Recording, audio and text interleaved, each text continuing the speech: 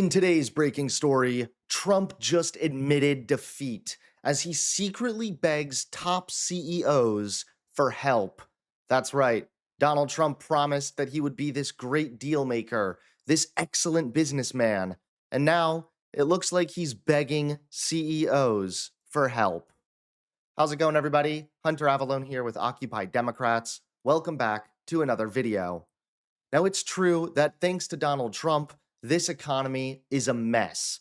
People are literally relying on food banks for the holidays. The average cost of everyday groceries has risen nearly 30% in the last 5 years, a change that has not gone unnoticed by Stephanie Baxter. Yes, the eggs, the milk, the everything, even cereal is like ridiculously high. Baxter does not receive food assistance benefits, but says her paycheck can't stretch enough to cover groceries. You know, even my job just pays my bills and my rent, and, you know, so it's hard. So I still like to come get, you know, anything I can to help. With a line of cars wrapped around the block, Baxter says it's clear food insecurities can impact the entire community. Even people that are working still need the little extra help. I know we do. And even Wall Street is starting to feel the effects of this. This morning, investors on Wall Street are hoping to recover today after stocks had their worst day in a month. Right now, U.S. futures are a whole lot of red going on there. So, quick translation, not great. Investors are bracing, though, for a flood of delayed economic data after the government shutdown ended. I want to bring in CNN's Matt Egan. So, I mean, Matt, look, Thursday was not the best day for investors, but just take us through some of the dynamics that we're looking at here. Well, look, Omar, Wall Street is really suffering some significant turbulence this week. You're looking at live U.S. stock futures signaling some more selling today, almost a 1% decline for the S&P 500. Yesterday, the Dow lost almost 800 points. The Nasdaq was down by more than 2%. You mentioned the worst day for stocks in over a month. And Wall Street's fear gauge, the VIX Volatility Index, it surged to the highest level in 1 month. So there's a few things going on here. First off, Wall Street's hopes of another interest rate cut at the next Fed meeting in December, those hopes are fading. So a month ago, this looked like almost a sure thing, right? 94% chance priced into the market of a cut in December, but it's come down significantly. Now it's basically a coin flip at 50-50.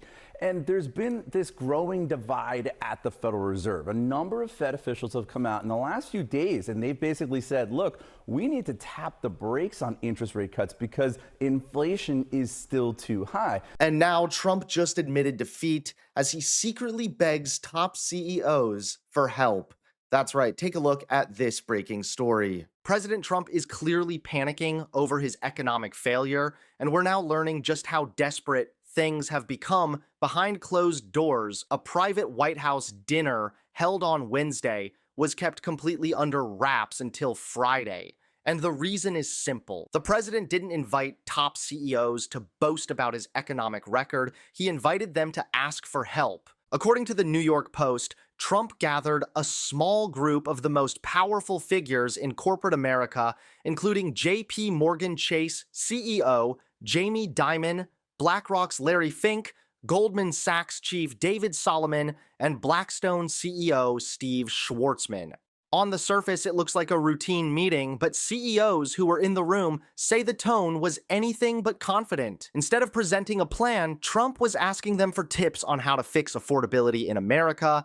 This alone is stunning. Trump has spent years branding himself as a business genius and master negotiator, but behind closed doors, he was quietly asking corporate leaders how to manage the economy and how to get the cost of living under control. One CEO put it bluntly. He spoke a lot about affordability and what we can do to address it. That is not the tone of a president leading the economy. That is the tone of a president looking for a lifeline. Trump also floated a prediction that the U.S. economy could soon hit 6% growth, comparing himself to Reagan and Clinton. The CEOs didn't challenge him to his face, but privately they admitted they don't believe the numbers. Even the most optimistic forecast from the Atlanta Federal Reserve is only 4%. And according to the Post, Trump's own advisors don't believe his projections either. They're worried about the affordability crisis, worried about voter backlash, and worried about the 2026 midterms.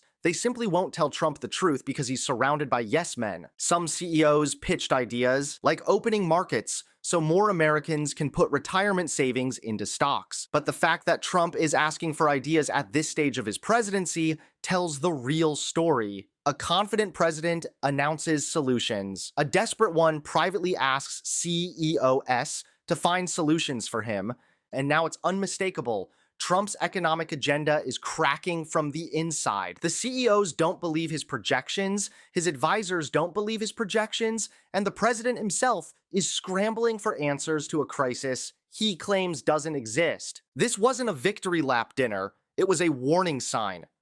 Thanks so much for watching. Please click that like button and subscribe to Occupy Democrats so that you can stay informed and help us stop Donald Trump.